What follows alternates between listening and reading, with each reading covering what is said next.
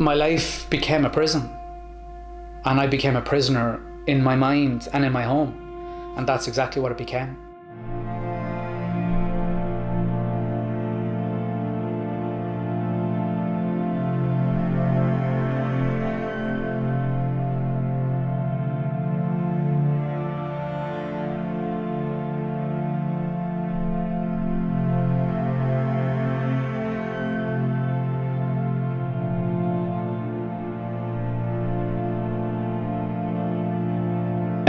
My name is Niall Munnellys. I was born in Dublin, I think, the Coombe, and I grew up in Newbridge in Kildare.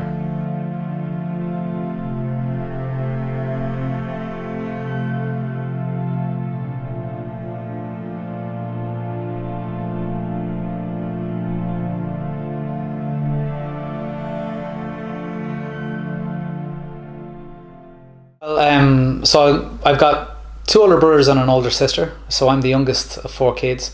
Um, Through primary school, from what I can remember, my interest would have been, I always would have been sporty. My family would have been sporty. My two older brothers would have played basketball, they would have done athletics, they would have played football. So I kind of followed that team, I suppose, in the family.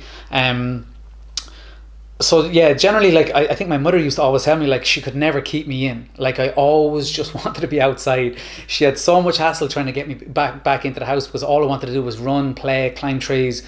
Always wanted to be kind of running around the estate. Just being active was huge in my life, and it was huge in my family's life as well. We were just a very active family kind of growing up. So in primary school, the only thing I can kind of remember is just always wanting to be outside. I never wanted to be inside. So anytime I was in the classroom, all I was thinking about was being outside the classroom. I couldn't wait for the bell to ring so I could kind of run home, take out the bike, take out the football, play games, all that kind of stuff. So that's where I generally kind of felt the happiest, is when I was out playing with friends and running around and having fun. Primary school itself for me kind of was hard. It was tough. I grew up with a learning disability. I couldn't really read or write properly, so I'd be kind of borderline dyslexic. So that would have came with a lot of challenges with teachers, and of course with classmates and stuff too. I would have kind of been bullied a lot. I would have been isolated in primary school, so I would have, been told to sit at the top of the class, so the teacher could kind of keep an eye on me, because I was always disruptive, because they didn't know what was going on. While everyone else was kind of doing sums and doing reading and writing, I was kind of looking around going, like, what the hell am I doing here, or whatever. So I didn't feel like I could be me in school. I felt like an outcast. I felt isolated. So who wants to sit in a situation or sit in an atmosphere and stuff like that where they don't feel comfortable? I never felt comfortable in school because I didn't know what was going on. I didn't understand the system. I didn't understand what was being said to me, or what we had to write, or what we had to do, anything. So as a young child, it's very hard when you're in an atmosphere where you don't feel comfortable. But I felt comfortable. It's going to sound strange, but I felt comfortable on the streets. You know what I mean? I felt comfortable running around. I felt comfortable playing. I would have been a good little footballer. I would have been very good at athletics. I would have been getting a Tomosny and all that kind of stuff through, or with athletics or whatever. So I just felt confident. I felt like my confidence and self-esteem grew when I was playing and I was on the streets and outside the school than I would in school. I felt like from 3 o'clock to I went to bed, I was Niall. I was confident. I had self-esteem. I had, I had happiness in myself. And then going to bed that night, I knew I had to wake up the next morning and become, something that I didn't like at the time, because I felt stupid. I felt isolated, and I felt, I suppose, outcasted from being in school.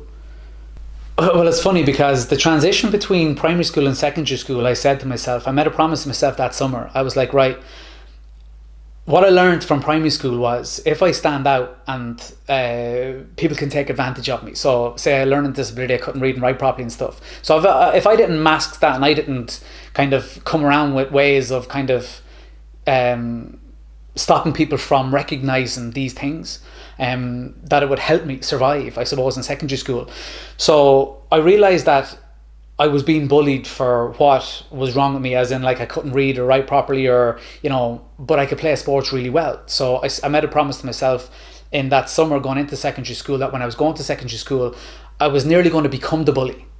So I learned that, okay, so these guys act tough, or these guys, shout and roar and curse and push people around and all that kind of stuff. They don't tend to get what I'm getting, punched and kicked and money robbed and lunch robbed and kind of being called all these names. They seem to have like a lot of, I suppose, respect or whatever like that. It's funny because as a 12 or 13-year-old, it's crazy that you're actually thinking this, and you're thinking of survival methods, instead of talking to people and sitting down with my family, or sharing my feelings with teachers or family or friends or anything like that.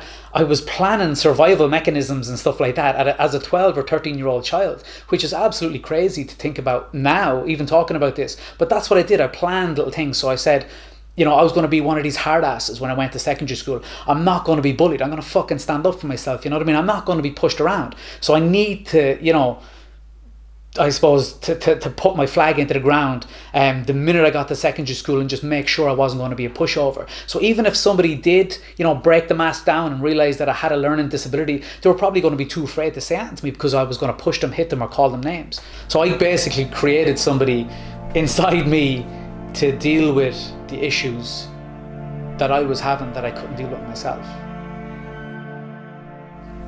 Well, to be honest, I've had anxiety from a very young age. I remember having anxiety in primary school.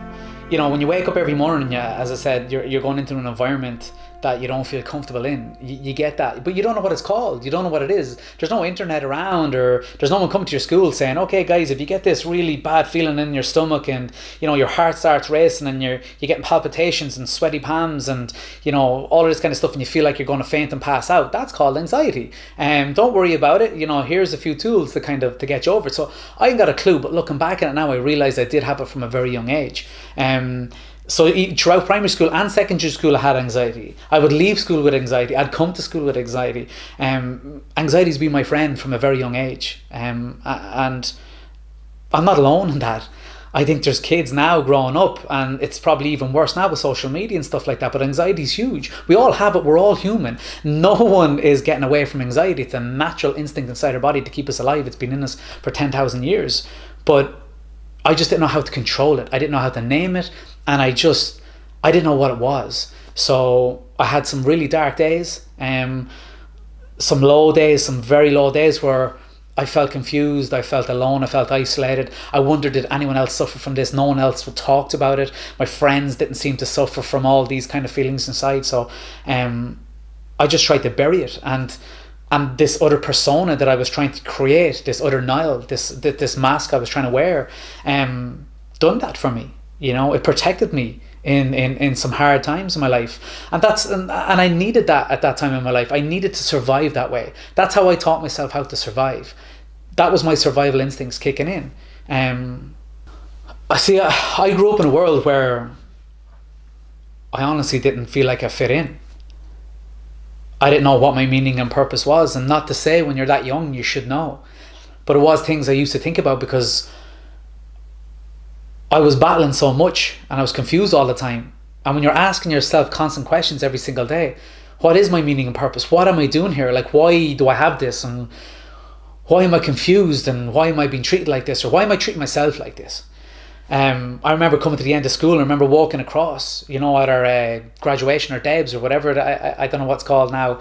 I remember having been like this fear inside me there was fear and happiness. Fear to the point as, what the fuck am I going to do next?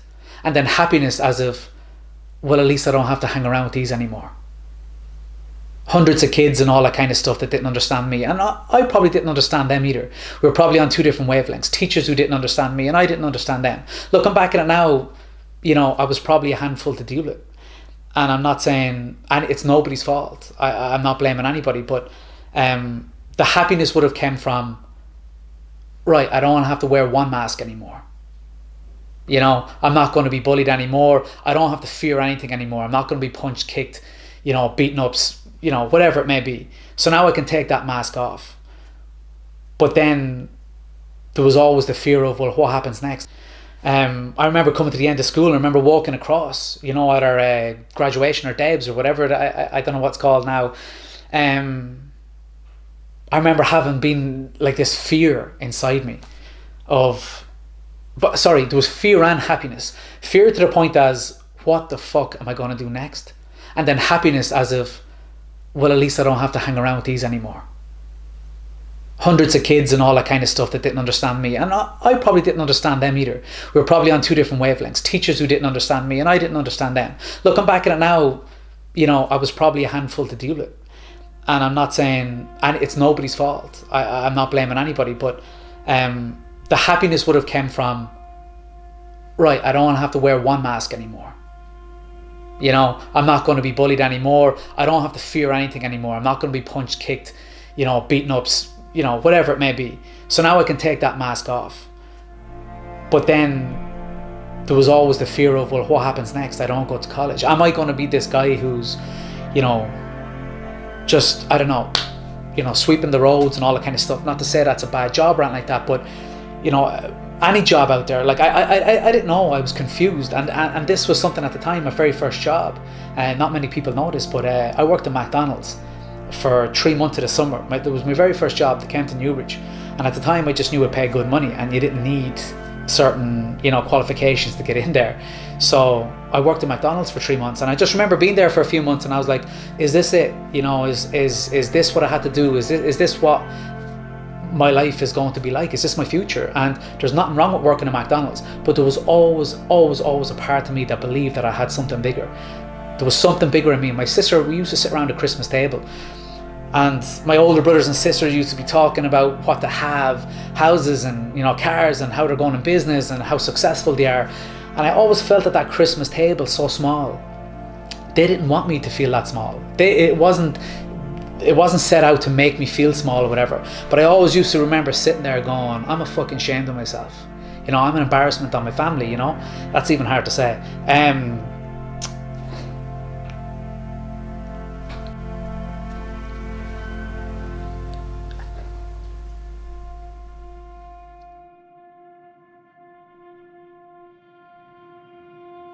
So for me, I thought at the time, if I didn't go that route, that I wasn't going to make it in anything. Later on in life, I look back on that, and I realized that you don't need that. You don't need to be following somebody else's path to find your own. You can get to your own goal by following your own path in your own heart.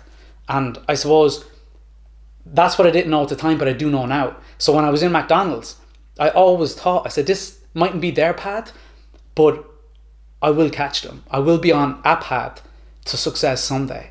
And that's what my sister always believed in me. I was living in Australia. So when I was living in Australia, I was supposed to only be living there for a year. So you get 1 year kind of working holiday visa, whatever like that. So I overstayed my welcome. Cut a long story short, I got caught. I got locked up for a week in detention centre, and I got deported. Shackles, the whole shebang. So I came home, whatever, where I didn't want to be. I felt like when I left for Australia, I could be me. All the masks went. I could be who I wanted to be. I didn't have to be, what I built when I was in Ireland. I didn't have to be who people knew me as. I could be free. So I could, I suppose, be Niall. You know what I mean? I didn't have to be Munnellys or Munn or whatever it is, whatever. I could be Niall, and that's what I was in Australia, and that's why it was tranquil over there for me. It was peaceful. I could be me. I felt comfortable. So when I got deported home, which was completely fair or whatever, I kind of I started spiraling into a bad situation. I started coming home, started doing drugs, started drinking a lot, started partying every weekend, just self-hate become a huge part of my life.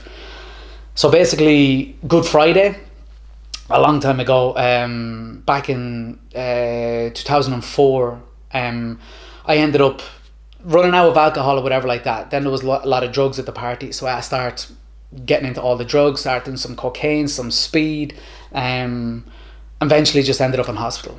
Basically, cut a long story short, in a week in a cardiac unit in Naas Hospital. So, Naas Hospital is a scary place when you're lying in a unit where most of the people in the unit are in their 80s and 90s, and they're passing away. And here's this 24-year-old sitting up amongst them, and families are coming in with kids, and they're like, what's that child doing over there? Like, what's he doing in this ward? I had to be wheeled around in a wheelchair. All these things, it was very debilitating. Again, not good for my confidence and self-esteem. So when I left hospital, I started getting panic attacks. because every time I exerted myself or I started to kind of get my heart rate up again, my heart started telling my brain, oh, this is it, you're going to pass out again, this is it, you're going to die. And I started to generate panic attacks. So the easiest and simplest things could have provoked a panic attack. Like, I mean, if I walked up the stairs too fast, got to the top of the stairs, I'd have a panic attack. And if anyone ever says they have a panic attack, these are not something to be taken lightly. You know, panic attacks is you have yourself 100% convinced you are going to die. End of. Your brain convinces yourself and your body you are about to die. Say your last words. This is it. These are your last breaths. That's it. And then it peaks. For me, it peaked. And then after that, there was a come down. And then you'd feel absolutely wrecked down for the rest of the day. But the panic attacks generated the depression, because with panic attacks, I couldn't work. I couldn't exercise. I couldn't get out. I didn't leave my house. And then I became lonely, isolated. And again, probably what I felt as a kid, just not accepted in this world, and why me? And this isn't, and sorry, I don't want to come across as like, why is the world doing this to me, whatever like that, but they were my emotions and feelings at the time. It wasn't acting against the world, but I was saying to myself, why do I have to be sick? Why do I have to suffer from anxiety? Why can't I just be normal? Why can't I be like my friends? But not no, now looking back, my friends probably weren't normal either. They could have been suffering too, but just nobody was saying something. My anxiety and depression just happened to bubble up out. I didn't leave the house. At the time, there was only text messaging. There wasn't like WhatsApps or any of that kind of stuff or whatever. There wasn't no social media, whatever. So, you know, whether it was me or whether it was my friends that didn't understand what I was going through, so they didn't know what to say to me, but text messaging started to dry up. Well, there was no point kind of contacting me because I couldn't go out the weekends and all that kind of stuff, whatever. So I became a hermit, you know, so I was just sitting at home. You know, I suppose watching the seasons go by from my bedroom, you know. So that made me angry and resentful and hateful and kind of like, fuck the world. And, you know, because I didn't understand what was going on, the only time I left the house was to go to the doctors for checkups, to get my prescriptions and to go to counselling. But so I became a prisoner in my own home and in my own mind. And that's what happened for about 18 months of just not leaving my house. You know, going to bed at night, you know, I'm praying that I didn't wake up the next morning. You know, I was going to bed every night, going to bed, and I just said, please let me die in my sleep. You know, please let me just not wake up. I don't want to feel like this anymore, you know. 18 months of that leads to me contemplating, I suppose, I'm planning to take my own life. But the one thing is I wanted to make it look like an accident. That was the only thing I kind of had in my head. It was like I didn't want to take my own life and stuff and then have my parents kind of like, you know, come home and find me. So I kind of wanted to do it somewhere where you know, they wouldn't find me. And I suppose the emergency response or whatever, the ambulance or fire brigade and stuff like that were the first people they would find me. And by the time my parents see me, I don't know, I just, that was it. That was in my head of just not taking my own life in my own home. I'm trying to do it externally. I went to do it one day at one of the locations and failed. And basically, cut a long story short, kind of came home and told my dad what I just attempted to do. It was the first time that he actually knew this was serious. Before, I think, and you know, it's not my dad or mom's fault, whatever like that, but they probably never came in touch with anybody who was suffering, you know, like face to face like this before. So when your son comes to you, I presume, and breaks down and says, I just tried to take my own life, he realizes this is serious shit, like, you know. So from there, my dad kind of contacted family, and we kind of come up with a plan to try to get me out of it, out of depression and all that kind of stuff. So my dad contacted one of his best friends in Newbridge, a lad called Jerry Loftus, who was massive into the fitness. He would have been into Superstars and all that kind of stuff growing up, and said, look, my dad kind of realized the happiest I ever was when I was doing fitness and I was doing athletics and I was out running, jumping, climbing, all that kind of stuff. And he knew Jerry could provide that for me. But the 18 months my dad was trying to get me to Jerry, and I wouldn't go because I had no confidence in myself. I didn't want to leave the house. But it wasn't until I hit rock bottom that I gave up, and I was like, I'll fucking do anything. You know, there was a time where I was in hospital and they were going to admit me to Lakeview, and I remember being in the hospital bed and they had the curtain around the bed, and the doctor was talking to my parents about admitting me to Lakeview, which is a psychiatric ward in Nest Hospital. So that's how close I came to going down that road. You got to understand, right, when it comes to depression and it comes to 18 months of battling and fighting, and you're tired, you're wrecked, you just want it to stop. For me, that's all I wanted. I just wanted it to stop. I was just sick of fighting and battling. I gave up. I couldn't battle anymore. So I remember during the day, and I remember getting into my car, and I don't remember, which is weirdly enough, I don't really remember kind of like saying to myself, like, I'm going to miss my parents or miss my family, or, you know, will they miss me and all that kind of stuff. At the time, I thought I was a burden on them. So the image I had in my head driving to the location or whatever like that was, everyone's going to be happy. This is going to make my family happy. You know, by me doing this, you know, trying to make a permanent decision on a temporary emotion was going to make my family okay to move on from the burden I was on them. That's what was in my head, which is fucked up to say now. But I was driving to that location going, this is good. Like, once I get this over and done with, my pain, that's it. You know, my family don't have to deal with me anymore. This is something I thought I was going to have for the rest of my life. I didn't understand that emotions, everything's temporary. Whether it's good times, bad times, you know, everything is temporary in life. Depression is temporary. It's not going to last forever. But the good times don't last forever either. So you're going to have good and bad waved in, but I didn't understand that. I didn't know that. I thought this was something I was going to suffer from the rest of my life. So driving to the location, I thought that I was doing my family a favour. That's what I thought. It was during the day, sort of day like today, a bit of an overcast day.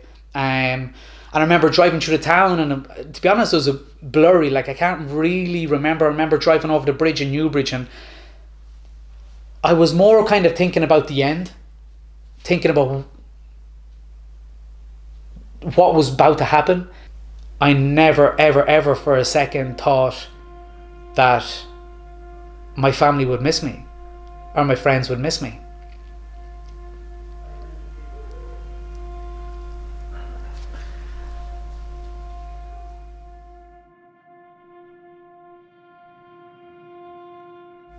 Well, I suppose meeting Jerry was the turning point in my life. Yeah, Jerry, he knows now what he done for me, but at the time I don't think he understood how sick I was, and how I suppose unhealthy I was in my mind. He probably just got a phone call from my dad, kind of saying something like, you know, oh, my son's a little sad, you know, he could do with a pick me up. I don't know what my dad would have said to him, but I couldn't imagine my dad kind of sharing too much information with him, because my dad, that's the type of person my dad is. He would be very closed off with emotions and kind of wouldn't share too much. So I presume Jerry didn't know at the time. I never really talked to him about it, but he does know. I've talked to him about what he's done for me. But I remember showing up to the gym. So basically it was a stand house in Newbridge, which isn't there anymore. And I remember being overweight, probably being 3 or 4 stone heavier than my natural weight at the time, and turning up. And Jerry's an amazing man. He's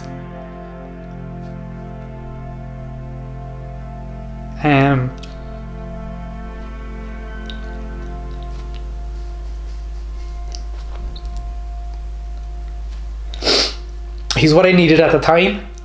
The Jerry process was basically going into the gym, and Jerry, I don't think he's got qualifications in counselling or psychotherapy or any of that kind of stuff. Jerry to me was just a very nice person, very positive, always positive, super nice. Even now, I'd go get massaged. He's a massage therapist or whatever, but still out training, running miles, doing push-ups, chin-ups, all that kind of stuff. Everyone sees him around the town running around. He's just a super, super nice, positive person, and that's what I needed at the time, because my confidence was at an all-time low and I had no self-esteem. I met a guy and I was even apprehensive. I was like, what is this guy all about? Like, he's like jumping around the place and he's shaking his hands and he's, come on, let's do this. And I was like, what the fuck is going on with this lad? You know what I mean? So I'm like, I lifted weights before, but it was moaning and groaning and kind of no one spoke and all that kind of stuff. This guy was just positive, bouncing around the place, whatever. And I just remember training with him the first few times and thinking, what the fuck is going on? Like, what's my dad after setting me up here? And I was like, I don't know if I'm going to like click with this guy or whatever, But then after a while, he started instilling confidence in me. His positivity translated onto me. He infected me with life. With power, with confidence, with self-esteem, slipping in simple little words, telling me I was good, telling me, geez, you look good, you're definitely getting stronger, all these kind of simple things, whatever. Now, I'm not saying this is going to work for everybody that has or is suffering and has depression. This was what worked for me at that time in my life. That's what worked for me. That's what I needed and that's what I got. Some people can get that from pills, and some people can get that from a counsellor, and some people can get that from other people, from reading a post on Instagram or Facebook or whatever it may be. People can get it from different directions, different avenues. But for me and that time of the life, Jerry to me was my counsellor, my antidepressants, my everything, all rolled up in one human who just instilled confidence in me. And your parents can do it all day long. They can tell you how amazing you are. Your mother can hug you and kiss you. And can you say, baby, you're my little baby and all that kind of stuff or whatever, and I'm a mammy's boy. She can tell you all that kind of stuff. But there was something special in him, an energy, whatever it was, that rubbed off on me and infected me with positivity and a will to live again. From that, I was like, well, hang on here. Fitness has instilled confidence, self-esteem. It got me out of depression. It helped my mental health. There's something in this. Plus, everyone was coming up and asking me what to do here, what to do there, all that kind of stuff. So I might as well kind of help other people but get paid at the same time. So I just said to my brother, I was like, what do you think about me going back to college and maybe becoming a trainer like you teaching me, and then go from there? So that's what I done. I saved up enough money at the time as an electrician and working as a security guard. I saved up enough money, put myself back through college, interned with my brother. So I was working 2 jobs, then interning with my brother as well, through college and then after college, for about a year. And then I kind of came to this I suppose crossroads in my life of I wanted to move to Canada. So I was like, well, I'm finished college now. I was thinking about moving to Canada and kind of becoming a CrossFit coach in Canada. So I went and got my level 1 and all, and I was going to I'll move to Canada and I'm going to become a CrossFit coach and open a gym there. But I always wanted to set up a gym in Kildare, but I thought there wasn't, back 8-9 years ago, the fitness industry in Ireland was bleak. I think there was 2 CrossFit gyms. I never remember a strength and conditioning gyms, and there was only a couple of commercial gyms around the place. So I thought the market is abroad in America and Canada. That's what I thought. But I always wanted to do something in my hometown. I always wanted to kind of give back in a way. So I sat down with my brother Dominic and I said to him, what do you think? Do you think it can work down there? A gym could work, a strength and conditioning facility and stuff. He said, look, what we'll do is we'll give it 1 year. 1 year. Do it. If it doesn't work, close it down and you can move. And 8 years later, from a 1,200 square foot unit in the industrial estate, now I'm in a 9,000 square foot unit, probably making it one of the biggest training facilities in Ireland.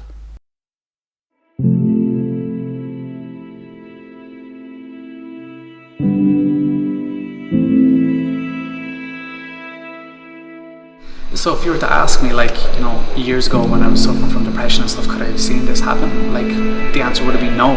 I certainly didn't see or envision where my life has got to now when I was struggling at the time. And sometimes it is when you are struggling from depression or you've got panic attacks or anxiety and stuff, it is very hard to see past what you're suffering from at the moment.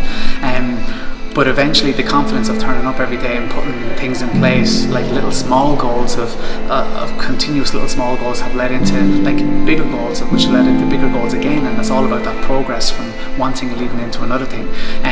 But my suggestion on my side or whatever is action is the biggest key in anything, is taking action and actually moving and doing something or whatever, and building confidence through little small goals will eventually help you reach bigger goals. We only have one life. We're here for a certain amount of time.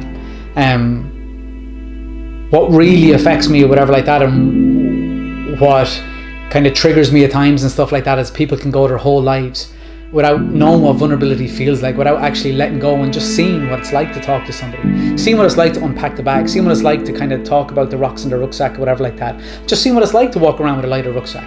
You know, is life better? Is it worse? Is it whatever? But at least give yourself a chance. Give yourself the chance. You know, there's help out there. There's people who want to help you out there at the moment. Like, you know, it's there. Just seek it. Look for it. Please. That's all I urge. That's what I've done, and it completely changed my life. It put me on a complete different path. And by me being vulnerable, and by me putting myself out there, and by me taking a chance, it completely changed my whole life. You know, be kind to yourself. In a world where, you know, there's so much kind of attention going in different directions and all that kind of stuff, be aware of who you are. Always be who you want to be. Act who you want to be. Try not to wear as many masks. Do some self-work. Accept yourself for who you are. Be kind to yourself so you can be kind to others. At the end of the day, guys, we're all struggling in this world. There's not one person. We got the most fame. If you think money and fame brings happiness and brings this, you know, this blissful feeling and all that kind of stuff, why would we have so many famous people and so many rich people taking their own lives? Don't chase things for the sake of chasing things. Chase happiness. That's where it is. Chase self-acceptance and happiness in oneself. Be kind to yourself so you can be kind to others. You do not know what other people are suffering with. So always keep that in mind. So just be kind to yourself first. So then that becomes a habit and you'll be kind to others. At the end of the day, love yourself. You'll never be capable of loving anybody else. Showing love or accepting love until you can love yourself. And you are loved a lot more than you think. There's going to be stages throughout your life where you might feel alone. You know, you might have a lot of people around you, but you still kind of feel lonely.